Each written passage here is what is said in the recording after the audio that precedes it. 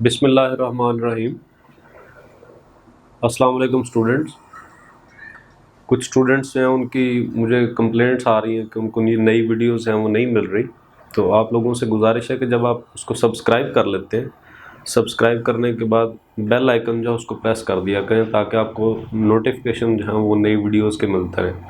जब आप bell icon को प्रेस करेंगे तो उसके अंदर एक बार खुलेगी, उसके अंदर आपने ऑल पे क्लिक कर देना। तो आगे चलते हैं जी। हमारे पास है सेकंड टेक्निक है आपके सिलेबस के हवाले से, जिसको आप जो है वो इंफ्रारेड स्पेक्ट्रोस्कोपी का नाम देते हैं। इसका एक और नाम भी है, दैट इज वाइब्रेशनल स्पेक्ट्रोस्कोपी।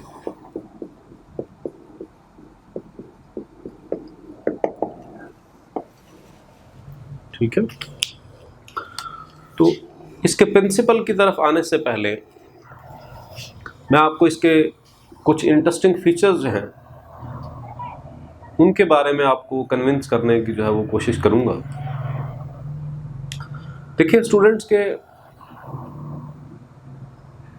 हम जो है वो सुबह सुबह नाश्ता बनाते हैं, तो नाश्ता बनाते हुए हम रोटी जो है उसको तवे पर लगाते हैं, तो तवे में से जो है वो IR रेडिएशंस जो है वो खारिज होती हैं। मॉस्किटो जो है ब्लड वेसल्स को लोकेट करने के लिए IR रेडिएशंस जो है उनको इस्तेमाल करता है। बैट्स हमें पता है ब्लाइंड होती हैं, अपना रास्ता तलाश करने के लिए IR रेडिएशंस का सहारा लेती हैं। इसी तरह मैंने पहले भी आपको बता चुका हूँ कि रिमोट की मदद से आप जो है वो अपने TV AC को कंट्रोल कर रहे होते हैं, IR रेडिएशंस की वजह से होता है। तो जब ये सारा कुछ पता चल चुका है कि इन रेडिएशंस की मदद से हम जब ये तमाम जो है वो इनको इस्तेमाल में ले आते हैं, इनको कंट्रोल कर लेते हैं, इनको अंडरस्टैंड कर लेते हैं, तो फिर जैसा कि हमें पता है कि हम एक दूसरे के साथ कम्युनिकेट करते हैं तो वो साउंड वेव्स होती हैं। आजकल हम जो है वो मॉडर्न मेथड्स आ गए हैं, एडवांसमेंट आ गई है, मोबाइल की मदद से हम एक दूसरे के साथ कम्युनिकेट कर लेते हैं, जो कि रेडिएशंस की वजह से जो है वो ऑपरेट हो रहे होते हैं। तो फिर हमें इस बारे में भी इदराक होना चाहिए कि सारी की सारी जो मखलूक़ात हैं वो भी आपस में कम्युनिकेट करती हैं मुख्तलिफ रेडिएशंस की मदद से। ठीक है। जैसे सूरह नमल के अंदर जो है वो चोटियों के बारे में बताया गया। तो अगर ये सारा कुछ पता चल चुका है तो उनके बारे में भी पता होना चाहिए। तो आप अगर चोटियाँ जो है सूरह नमल के अंदर बात कर रही हैं तो आप फिर कैसे उनसे भाग सकते हैं? आप कुरान से किसी भी सूरत भाग नहीं सकते, भागते रहे आप जहां तक भाग रहे। ठीक है। तो फिर जो स्पेक्ट्रोस्कोपिस्ट था, जो केमिस्ट था, उसने क्या किया? उसने इन IR रेडिएशंस को इस्तेमाल करते हुए फंक्शनल ग्रुप्स को स्टडी किया। जैसे मैं आपको लास्ट टाइम बता रहा था, UV के अंदर वही फंक्शनल ग्रुप जो है वो क्रोमोफोर कहला रहा था, ऑर्गेनिक केमिस्ट्री के अंदर वो फंक्शनल ग्रुप कहलाता है। तो उसके बारे में हम बगैर उसको डिस्ट्रॉय किए हम फ़ौरन से जो है वो IR रेडिएशन की मदद से पता चला लेते हैं, इस टेक्निक की मदद से पता चला लेते हैं कि गिवन कंपाउंड के अंदर कौन सा फंक्शनल ग्रुप मौजूद है। ठीक है। तो सबसे पहले हम जो इसके प्रिंसिपल के हवाले से बात करेंगे। तो UV विजिबल स्पेक्ट्रोस्कोपी के अंदर इलेक्ट्रॉनिक ट्रांजिशंस हो रही थी, यहाँ पे वाइब्रेशनल ट्रांजिशंस हैं, वहाँ पे इलेक्ट्रॉन इन्वॉल्व था, यहाँ पे पूरे का पूरा एक बॉन्ड जो है वो इन्वॉल्व होगा। तो याद रखना है कि जब हम इसके प्रिंसिपल की तरफ मूव कर रहे होते हैं तो प्रिंसिपल की तरफ जाते हुए हमारे माइंड में एक बात हमेशा के लिए बैठ जानी चाहिए, और वो ये है कि ऐसे मॉलिक्यूल्स या ऐसे फंक्शनल ग्रुप्स, साफ जाहिर है कोई भी फंक्शनल ग्रुप है वो एटमों के मजमूए से बना है, वहाँ पे बॉन्ड्स हैं, दोनों एटम्स आपस में मिले हुए हैं, बीच में बॉन्ड्स हैं। तो उन बॉन्ड्स के बारे में आपको पता है, पोलर होते हैं, नॉन पोलर होते हैं, ऐसे होते हैं जिनका डाइपोल मोमेंट होता है, ऐसे होते हैं जिनका डाइपोल मोमेंट नहीं होता। तो आईआर के अंदर वो वाले बॉन्ड्स जिनका कुछ ना कुछ डाइपोल मोमेंट होगा वो अपनी पीक दे देंगे, वो अपना सिग्नल दे देंगे, जबकि जिनका डाइपोल मोमेंट जीरो होगा वो आईआर के अंदर इनएक्टिव मॉलिक्यूल्स हैं, वो कंसिडर होते हैं। तो इसके अंदर एक ये ड्रॉबैक है आईआर के अंदर के जो आईआर एक्टिव मॉलिक्यूल्स हैं उनको आप ऑब्जर्व कर सकते हैं, इनएक्टिव मॉलिक्यूल्स को आप ऑब्जर्व नहीं कर सकते, मतलब जिनका डाइपोल मोमेंट जो है वो जीरो होता है। तो उसके लिए बड़ी ज़बरदस्त कंट्रीब्यूशन थी, इंडियन साइंटिस्ट था रामन, तो उसने इसका अल्टरनेट दिया था इस आईआर स्पेक्ट्रोस्कोपी का। कैसे दिया कि उसने रामन स्पेक्ट्रोस्कोपी जो है वो मुतारफ़ करवा दी। उसने उन तमाम मॉलिक्यूल्स को जो है वो बीच में ला खड़ा किया जिनका डाइपोल मोमेंट जीरो था, और उसने उनको स्टडी कर दिया, और इसके अल्टरनेट एंटागोनिस्टिक, जैसे इसकी अगर आपके पास पीक आती है तो उसकी अपोजिट जो है वो पीक, यहाँ पे हम आम तौर पे ट्रांसमिटेंस की सेंस में जो है वो पीक्स लेते हैं, ऐसी उल्टी पीक लेते हैं, जबकि रामन ने उसको एब्जॉर्प्शन की सेंस में जो है वो हमें दिखाया। रामन हमारे सिलेबस के अंदर नहीं है, हम जस्ट आईआर के ऊपर जो है वो फोकस करेंगे और इसकी चंद जो है वो बुनियादी बातों के ऊपर जो है वो जोर देंगे। तो मैं प्रिंसिपल लिखने जा रहा हूँ, डाइपोल मोमेंट होगा, ये बात माइंड में बिठा लेनी है। फिर जब प्रिंसिपल की तरफ हम आते हैं तो आप लिखेंगे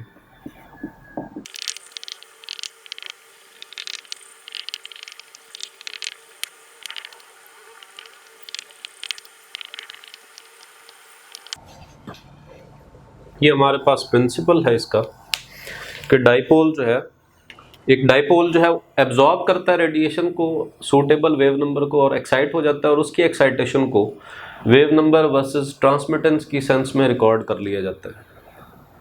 तो इस प्रिंसिपल के अंदर आप जो है इसको ग्रामेटिक डायग्राम, स्कीमेटिक डायग्राम की मदद से अगर बयान करना चाहें तो कुछ इस तरह से होगा। मैं यहाँ पे एक डायग्राम बना रहा हूँ, आप इसके ऊपर ज़रा गौर कीजिएगा।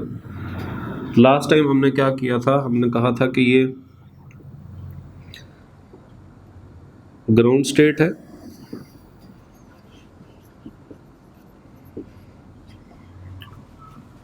और इसको कहा था कि ये एक्साइटेड स्टेट है।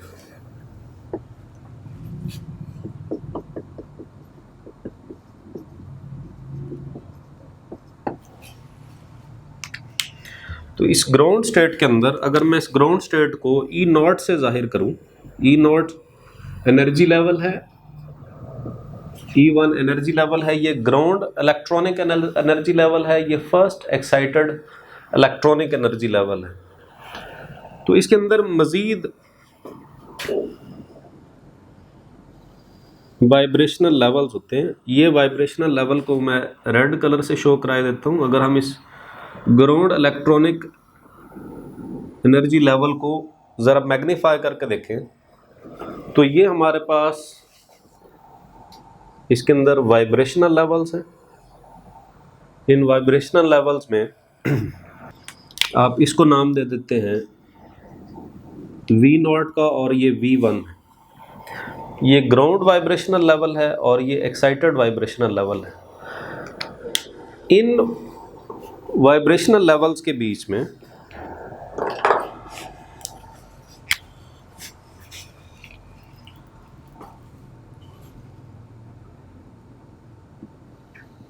मज़ीद कुछ एनर्जी लेवल्स होते हैं जिनको आप रोटेशनल एनर्जी लेवल्स का नाम देते हैं।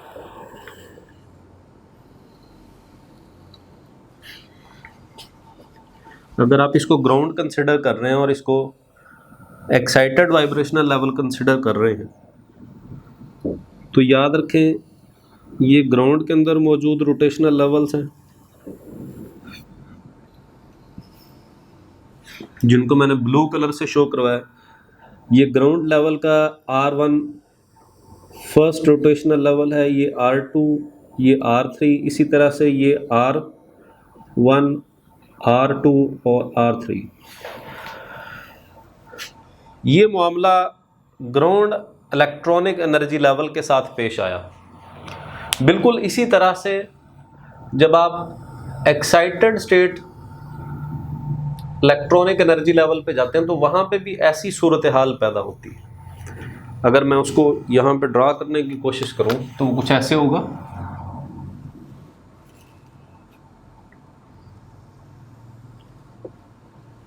ये वाइब्रेशनल लेवल्स है, excited state electronic energy level के अंदर, और ये फिर उनके अंदर मजीद रोटेशनल लेवल्स है।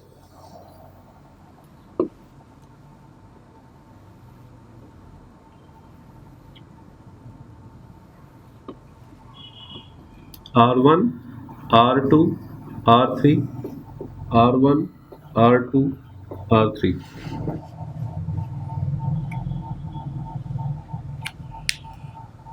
तो यहां से ये वाली जो ट्रांजिशन है,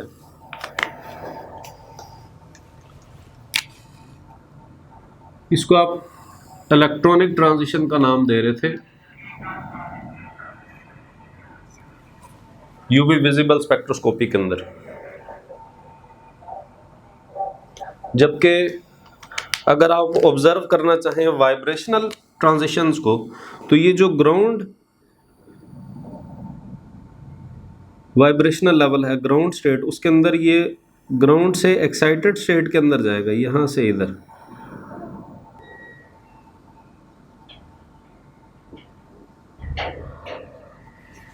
ठीक है, ये इलेक्ट्रॉनिक ट्रांजिशन है।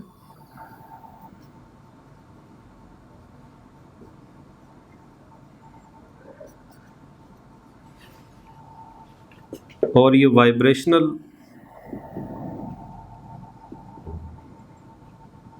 ट्रांजिशन है। ये वही वाले ट्रांजिशंस हैं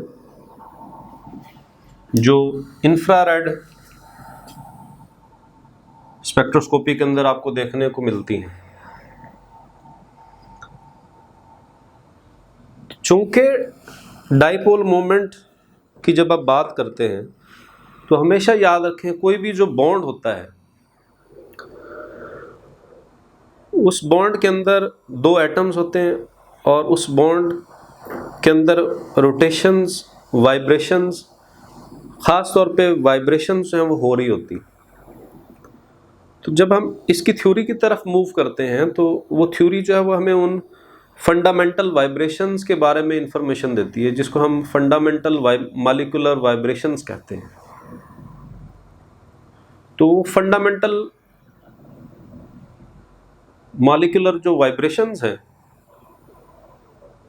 वो मज़ीद उनके अंदर फिर कुछ टाइप्स जो हैं वो अराइज होती हैं, जिनके अंदर, जिसको आप स्ट्रेचिंग और बेंडिंग वाइब्रेशंस के नाम से याद करते हैं। आप लोग इसको उतार लें, उसके बाद मैं उन वाइब्रेशंस की तरफ मूव करता हूं।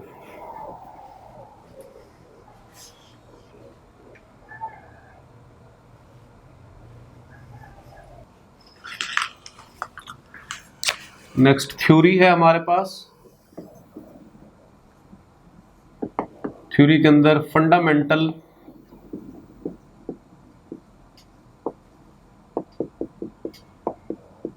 मॉलिक्यूलर वाइब्रेशंस को हम कंसिडर करेंगे।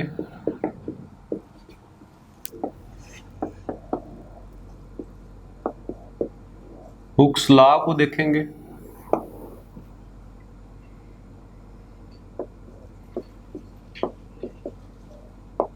रिड्यूस्ड मास के साथ वास्ता पड़ेगा।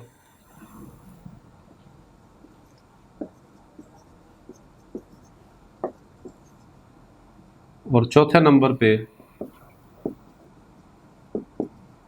फोर्स कांस्टेंट को बॉल एंड स्प्रिंग मॉडल की शक्ल में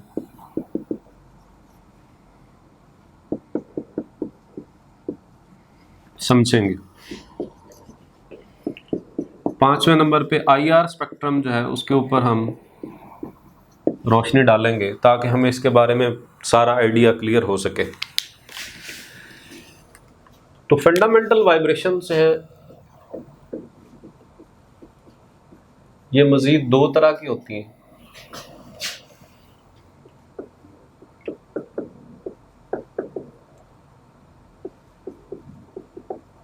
ये स्ट्रेचिंग वाइब्रेशंस होती हैं,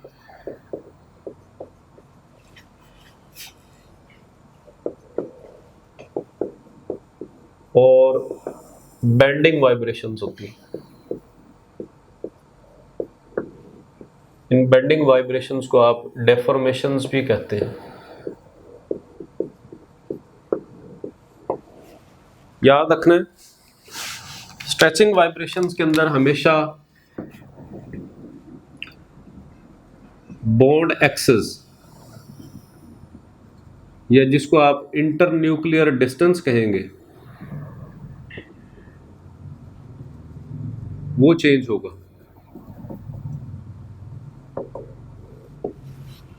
जबकि यहां पे बॉन्ड एंगल चेंज होगा।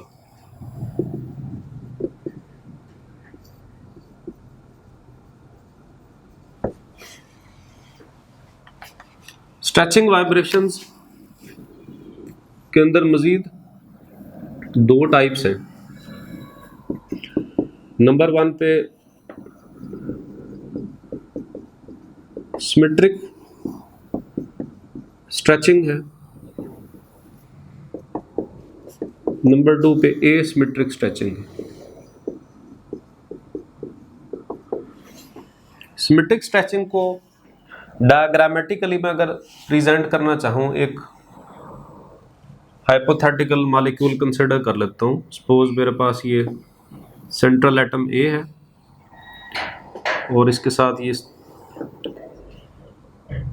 बॉन्डेड एटम्स 2 बी हैं, हाइपोथेटिकल मॉलिक्यूल है।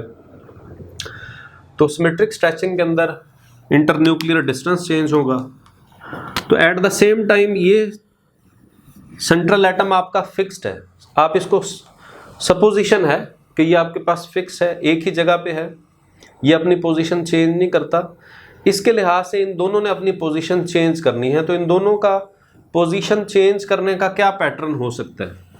या दोनों के दोनों एटम्स हैं, चूंकि आपको पता है कि ये बॉन्ड्स हैं, इनके अंदर वाइब्रेशंस होती हैं, तो या एट द सेम टाइम ये दोनों के दोनों towards central atom A move कर सकते हैं, जिसके नतीजे में बॉन्ड जो है वो डिक्रीज हो जाएगा, या एट द सेम टाइम ये दोनों सेंट्रल एटम से दूर जा सकते हैं।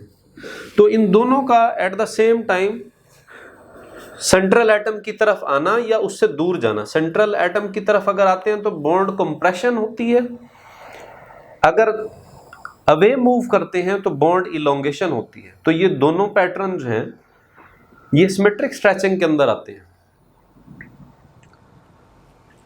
जबकि एसिमेट्रिक स्ट्रेचिंग के अंदर ये कंपल्शन नहीं है कि दोनों ने सेंटर की तरफ आना है या दोनों ने सेंटर से अवे जाना है, ये उनकी अपनी मर्जी होती है। मिसाल के तौर पे मैं इसके लिए अगर स्ट्रक्चर ड्रा करना चाहूं तो वो कुछ इस तरह से करूंगा। ये सेंट्रल एटम है, ये है बी है। तो देखिए, अगर फर्ज किया ये इसकी तरफ मूव कर रहा है और ये इस तरफ मूव कर रहा है, तो ये एसिमेट्रिक पैटर्न हो गया। रिजल्टेंटली आप किस चीज़ को ऑब्जर्व करेंगे? आप ये करेंगे ऑब्जर्व कि आपके पास ये राइट साइड पे जो बॉन्ड है इसके अंदर कंप्रेशन आ गई है और लेफ्ट साइड वाला जो बॉन्ड था उसके अंदर इलोंगेशन आ गई। तो देखें, आपके पास ये बॉन्ड छोटा है, ये बड़ा है, इसके कंपैरिजन में इसके अंदर कंप्रेशन आ चुकी है।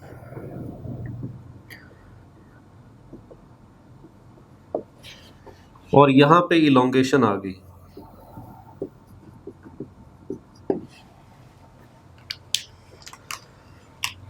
ठीक है, इसको नोट कर लें, फिर मैं रेज करता हूं।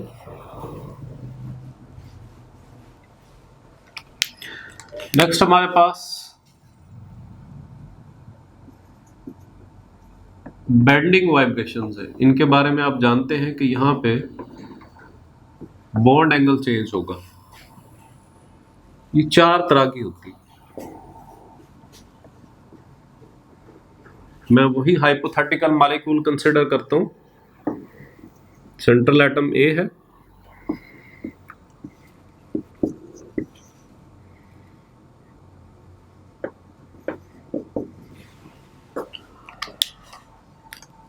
नंबर 1 पे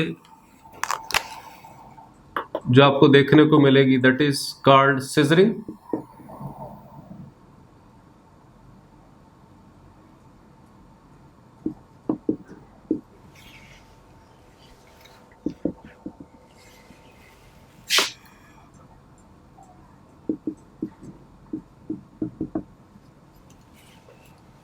नंबर 2 पे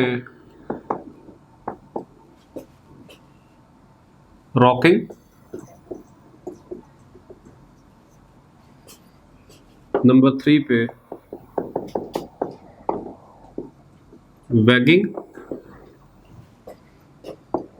4 पे ट्विस्टिंग।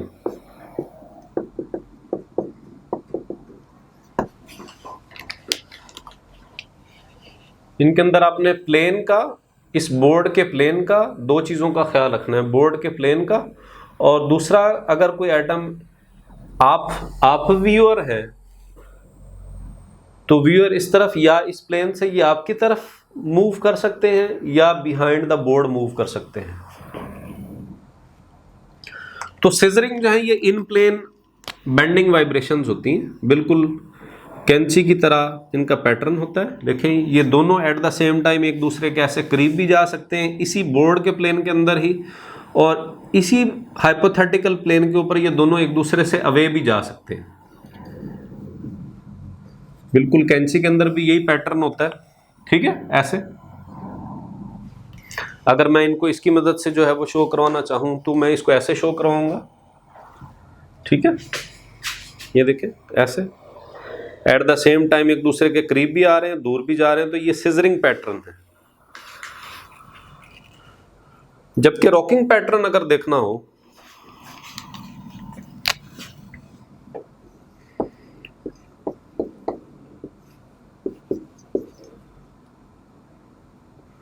तो रॉकिंग पैटर्न के अंदर इनका बिहेवियर कुछ इस तरह से होगा, ऐसे इसी प्लेन के अंदर, बोर्ड के प्लेन के अंदर ही, या इस तरफ जाएंगी दोनों के दोनों, या इस तरफ जाएंगे। हो सकता है इन दोनों में से एक की जाने की स्पीड ज़्यादा हो, दूसरे की कम हो। बॉन्ड एंगल के अंदर चेंज आएगा, यहाँ पे भी बॉन्ड एंगल के अंदर चेंज आप ऑब्जर्व कर रहे हैं, इधर भी आएगा। तो ये रॉकिंग पैटर्न है, ठीक है। वैगिंग पैटर्न को अगर आप कंसिडर करें तो वैगिंग पैटर्न आपको कुछ इस तरह से देखने को मिलेगा। ये प्लस दोनों के ऊपर साइन, प्लस का मतलब आप व्यूअर हैं, इस प्लेन को छोड़ के सेंट्रल एटम वही बोर्ड के प्लेन के अंदर ही रहेगा, और ये दोनों आपकी तरफ आएंगे ऐसे। प्लस साइन इनकी मूवमेंट है टुवर्ड्स द व्यूअर, और एट द सेम टाइम ये अवे फ्रॉम द व्यूअर भी जा सकते हैं। मसलन अगर आप इसको ऐसे देखना चाहें, ये ऐसे प्लेन के अंदर थे, आप इधर व्यूअर हैं, तो ये ऐसे भी जा सकते हैं। तो ये इस तरह से ये वाला जो पैटर्न है ये वैगिंग है। इस पैटर्न को आप क्या नाम दे देते हैं? वैगिंग पैटर्न का नाम देते हैं। जबकि ट्विस्टिंग के अंदर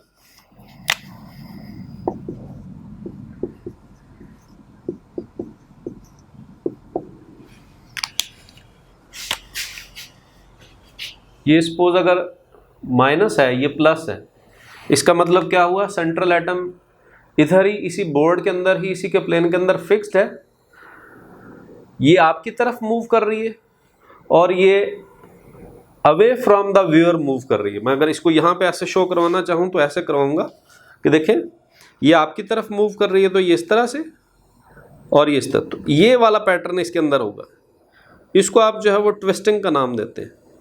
तो ये चार तरह की बेंडिंग वाइब्रेशंस, जिनको डेफर्मेशन वाइब्रेशंस कहते हैं, और दूसरी आपने दो पैटर्न जो है वो सिमेट्रिक के देखे, तो ये सारे के सारे इसके अंदर IR स्पेक्ट्रोस्कोपी के अंदर एग्जिस्ट करती हैं। तो चूंकि यहाँ पे बॉन्ड्स होते हैं, तो ये बॉन्ड्स के अंदर, बॉन्ड एंगल्स के अंदर और बॉन्ड डिस्टेंसेस के अंदर चेंजेस आती रहती हैं, जिस वजह से आप इनको यहाँ पे खातिर में लाते हैं। तो यहाँ से हमारे पास फिर आगे जब हम मूव करेंगे, इसको नोट कर लें, फिर मैं रेज कर रहा हूँ। नेक्स्ट मैं इसकी कॉन्सेप्ट को क्लियर करने के लिए बॉल एंड स्प्रिंग मॉडल जो है वो पहले पेश करता हूँ, जो कि निहायत ज़रूरी है। सपोज ये आपके पास एक एटम ए है और ये एक एटम बी है, ये दोनों के दोनों जो है एक स्प्रिंग की मदद से जुड़े हुए हैं और इनके अंदर जो है वो डिस्प्लेसमेंट आ सकती है, ये दोनों इस तरफ भी मूव कर सकते हैं। इनके अंदर पैटर्न जो है वो मूवमेंट का सिमेट्रिकल भी हो सकता है, एसिमेट्रिकल भी हो सकता है। तो यहीं से फिर हमारे पास फोर्स कांस्टेंट का कॉन्सेप्ट अराइज होता है, जिसको आप हुक्स लॉ फार्मूला के अंदर ऑब्जर्व करते हैं। ये फोर्स कांस्टेंट जो है जैसे जैसे नंबर ऑफ बॉन्ड्स बढ़ते चले जाएंगे, मसलन मैं आपको एक सिंपल सी एग्जांपल देता हूँ। आप लोगों ने अक्सर जो है वो एक एक्सरसाइज मशीन देखी होगी, जिसके अंदर आप देखते हैं कि इस तरह से उसको आप जो है वो स्ट्रेच कर रहे होते हैं। तो दो ग्रिप्स होती हैं, ग्रिप्स के दरमियान अगर आप, हाइपोथेटिकल सी बात है, दोनों के दरमियान अगर एक स्प्रिंग लगा हुआ हो, उस स्प्रिंग को आप एक बॉन्ड के तौर पे कंसिडर करें तो देखिए आपको खींचने में आसानी होगी, एक्सरसाइज करते हुए आपका जोर कम लगेगा। इस तरह से अगर आप इन्हीं दो ग्रिप्स के दरमियान एट द सेम टाइम दो स्प्रिंग लगा दें तो उसके कंपैरिजन में अब उसकी जो स्ट्रेचिंग है वो मुश्किल हो जाएगी पहले के कंपैरिजन में। इसी तरह जब आप 3 स्प्रिंग लगा देंगे तो और ज़्यादा आपको जोर लगाना पड़ेगा। तो लिहाजा आप क्या देख रहे हैं कि इन दो ग्रिप्स को अगर आप दो एटम्स के तौर पे कंसिडर कर रहे हैं और बीच में हर स्प्रिंग को एक बॉन्ड के तौर पे कंसिडर कर रहे हैं, तो आप देख रहे हैं कि जैसे जैसे नंबर ऑफ बॉन्ड्स बढ़ रहे हैं, दोनों एटम्स के दरमियान जो बॉन्ड स्ट्रेंथ है जो वो ज़्यादा होती चली जा रही है। दर हकीकत बॉन्ड स्ट्रेंथ का फोर्स कांस्टेंट के साथ डायरेक्ट रिलेशन है।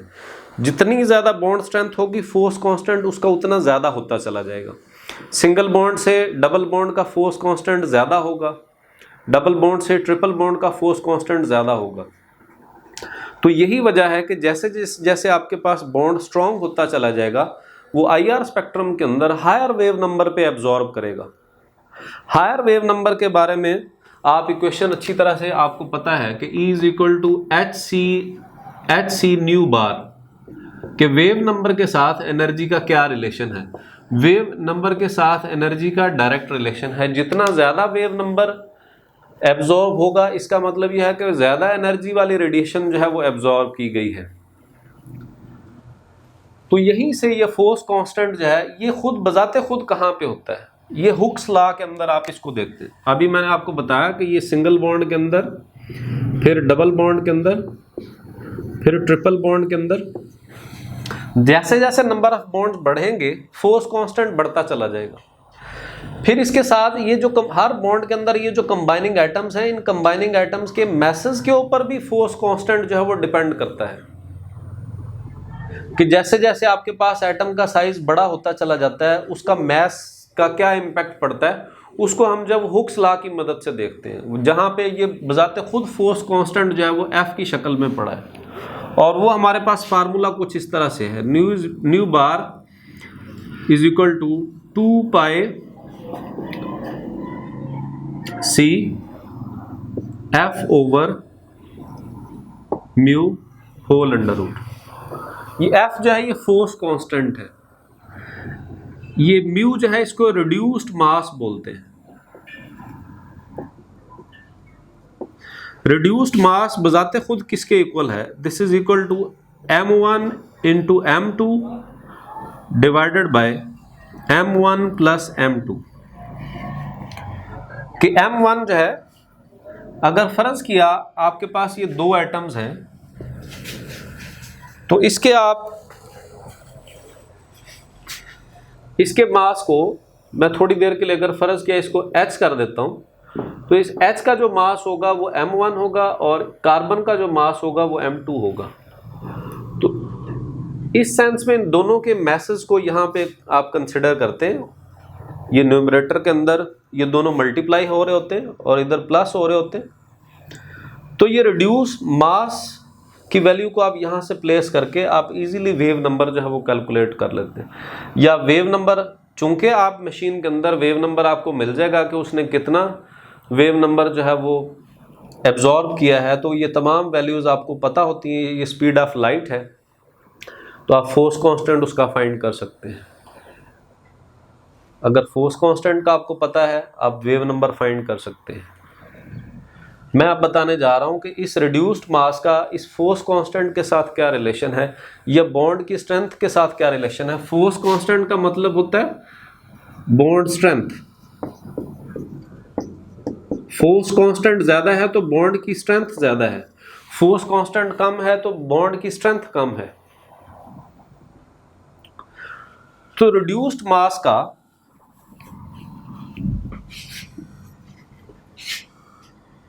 इनवर्स रिलेशन है बॉन्ड स्ट्रेंथ के साथ।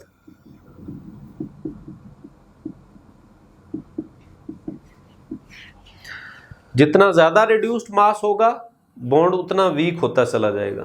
वीक होता चला जाएगा मतलब बॉन्ड स्ट्रेंथ कम है। बॉन्ड स्ट्रेंथ कम है मतलब फोर्स कांस्टेंट कम है। फोर्स कांस्टेंट कम है मतलब लोअर वेव नंबर पे एब्जॉर्ब कर जाएगा। बॉन्ड ज्यादा स्ट्रांग हो जाएगा तो उसको हायर वेव नंबर पे एब्जॉर्ब करना पड़ेगा। बॉन्ड वीक होगा तो उसको लोअर वेव नंबर पे एब्जॉर्ब करना पड़ेगा। ठीक है, तो ये इसके अंदर कुछ बेसिक्स थी जिनके बारे में आपको पता होना चाहिए।